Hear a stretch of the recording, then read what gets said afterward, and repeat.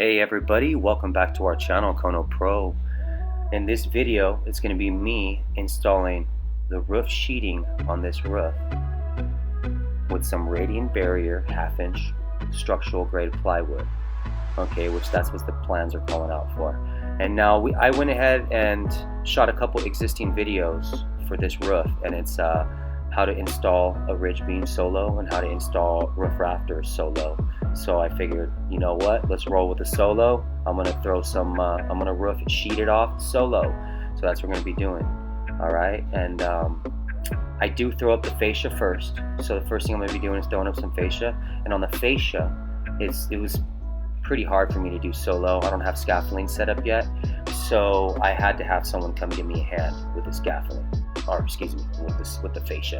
So as you can see right there, bam, I got one of my helpers giving me a hand right there. Basically, it's just to hold it here and there for scribing, and then I'm going to tack it all together. So once I get all my fascia on, then I'm going to rock with my plywood, right? And we're going to rock and roll, and he's going to go ahead and finish off that plywood down there, keep himself busy for the day. All right, so here we go. We got all the fascia banged out. I already got half this roof sheeted. I just want to do a little demo on this other side. But here we go. I'm rocking. You see that harness right there I'm putting on? All roofers, when they're in this stage, or even just framers, should be thrown on a harness. When you're throwing on the roofing, if you're a roofing company and you don't wear a harness, like whatever, it is what it is. But I recommend always wearing a harness when you can. And I'm a framer, I'm not a roofer, so I'm up there. I'm always rocking with my harness if I'm up on a roof. This isn't really that steep of a gable or anything like that. The pitch isn't that great, but it's still high. It's a second story level, you know, so we're about 40 feet, 35 feet from the ground, and that definitely would not feel good if you fell. So regardless of that, I got this puppy on, and this harness will keep me from falling. It has a lanyard in it with like a little safety, sort of like bungee, so if I fall, it'll snap, and then it'll break my fall with the bungee little extension in there. And that's pretty typical, most lanyards of this type, as far as harnessed for the roof.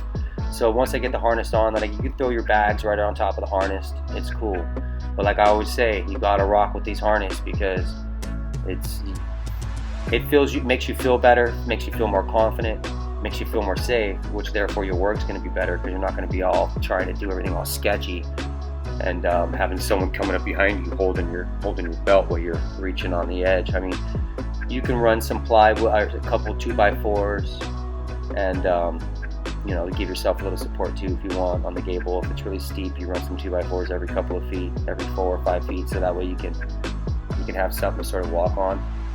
But this gable isn't that steep, like I say, but still I'm gonna rock with the harness. So you saw how I got it on, got my bags on, I'm ready to rock. Basically these are 4x8 sheet radiant barrier sheets of plywood, structural grade, like I say, and I'm gonna be shooting them down with some 6D spin shank galvanized nails. Okay, I like to use galvanized nails in mostly all of my sheeting, especially any exterior sheeting. Even though it's going to get roughed, I'll still use galvanized. It's a little more expensive, but it's a better product. You know, if there's ever a leak in your roofing shingles or whatever, and water gets through and gets onto your roofing substrate and starts hitting those nails, if you have galvanized nails, it's going to really help out with the structure in the long run. So that's why I like to use galvanized nails. I mean, you know, I use galvanized nails in a lot of my stuff. The only thing I really don't use galvanized nails for is actually just the 16D framing nails. Mostly everything else is galvanized. Even my interior shear paneling, I use galvanized nails. Alright, and my interior subfloors, I always use galvanized nails. Alright, there we go. I'm getting it locked on, getting it nailed on. You have to be careful when you nail on your plywood. You're going to want to use a flush nailer on your nail gun. A lot of new nail guns come with a little adjustment, so you don't sink the nail head all the way down. You want to sort of just hit the top of the plywood, go in just a little bit, and then stop. You don't want it to sink down too far. That won't pass inspection. And you want to have your joints staggered, right? Typical stagger is a minimum 2 feet. So that's what we try to do. Try to stagger everything about 2 feet. You don't want to have pieces that are less than 2 feet as far as on your plywood sheeting. So before you go ahead and start rocking on your sheeting, I recommend do a little layout, measure with your tape, see where your pieces are going to land, what size cutoff pieces you're going to have, and that'll sort of give you an idea where to start. And then once you get rocking, it's just like putting a puzzle together, Tetris, just big pieces of wood. You just got to lock it together. You see how I just threw that sheet down right there on my ridge, and then I went over and marked my center of my ridge beam, marked this side, snapped it with a chalk line. Now I'm going to hit it with my skill saw. Boom. And then it's just going to drop off. And that, by doing that, it gives you a nice clean point right there at your ridge where your 2 pieces of plywood come together.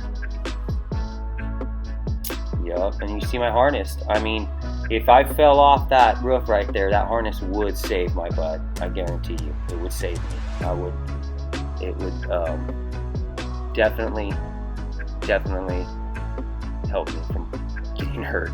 So I recommend always wearing a harness, like up here doing this roof. And I do have someone down there on the bottom level, one of my helpers, giving me a hand down there. So if there was an emergency and I did fall off the side and was hanging on my lanyard on the harness, it's not going to feel the greatest, and you need to get off it pretty quick. So you want to have someone there with you. So if you do yell or holler or talking to your microphone, emergency, please come help me, then they can come over and put an extension ladder underneath you and help you down, or whatever it means needed to get you down. So I recommend always having someone, even if you're up here doing this solo. It's cool. We're all amazing, and I know we all can do some amazing stuff, but I still recommend always making sure your back is covered. You see on the other side of that plywood, it's like an aluminum foil type coating. That's actually a radiant barrier. Okay, that's code for these roofs. It calls out for it on the plans. But even if it didn't call out for it on the plans, some jobs I do, it doesn't even say install radiant barrier. I always like to install radiant barrier. Radiant barrier does come in OSB as well. My personal opinion, I don't really like installing too much OSB. Every once in a while I do, but I like to just use my strut one structural grade plywood. It's a little better than the orientated strand board, which is OSB, I feel, anyways. So here we go. I did the same thing. I went ahead and just tacked it down a piece, and then I'm just going to mark my chalk it out right there. And you see how I'm keeping I just bring my plywood right out to the edge of my wall and my blocking at the end of my wall, and then I leave it about halfway in between the block. That way when I run my starter board, which is that's the wood that you see from the bottom of your eaves. So when you're down on the ground, you look up to the eaves right behind, that's attached to the fascia. When you look up, you see an actual nice piece of wood instead of plywood over it. I like to put a starter board. It's a tongue and groove. You can get a shiplap starter board. I always like to use a pre-primed one, and it comes out clean. And then when you go downstairs and you look up underneath the eaves, it just looks killer. I like to do rough hewing down because most starter board will come with like a smooth side or a rough side. I've always gone with rough hewing down. I think it gives it a really good look, but of course it's up to preference. Alright, so like I see, I have that attachment on my hose. I always keep the dust clean too while I'm up on the roof making my cuts and stuff. I like to give it a quick blow off real quick right before I start making any more cuts or even start nailing everything off. You see I'm using my chalk line there right now. I was marking my layout, and I'm just going through and nailing everything, and we're good.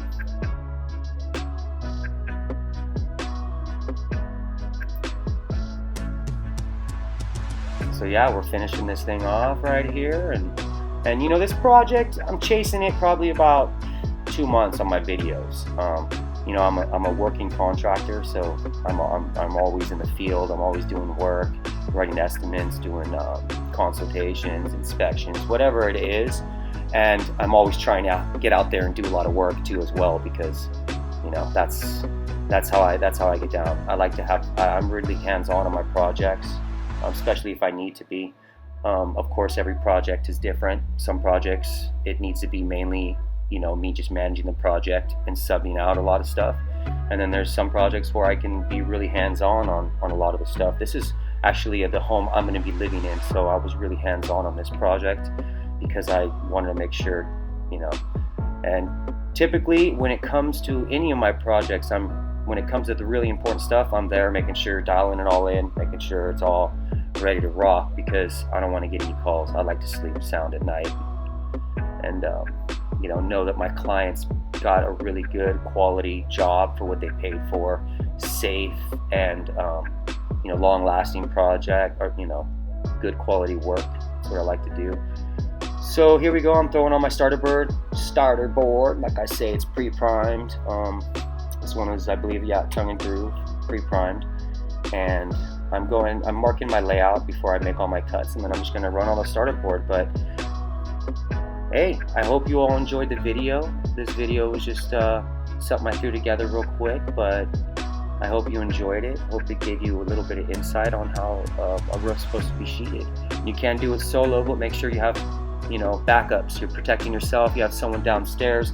You have a good, nice harness, not just a piece of rope attached to your bags. That won't work. You have to have a good quality one that's been certified and approved. All right, so like I say, please subscribe, give us a like, thumbs up. That'd be cool. We appreciate you all. Kono Pro appreciate you all and all your support and all the comments we're getting on the videos. We appreciate all the comments and everything. Like I say, I'm a working contractor, so sometimes it's hard for us to get back to all the comments and everything right away. We do when we can. Same with making videos. Like this project right here is already done. Basically about to move into this house, and it's already finished off, but I'm just showing you a video right now of me doing the framing and the sheeting, but it's already been roofed and stuccoed, and everything. But we'll have multiple videos coming through showing you different stages of the project and throwing out some tips here and there. That's how we do. We want to spread the knowledge, everybody. We want to give a lot of people the power to be able to go out there and feel strong in what they're doing and feel confident in what they're doing. So please subscribe and give us a thumbs up. We'll see you on the next one, everybody. Kono Pro out.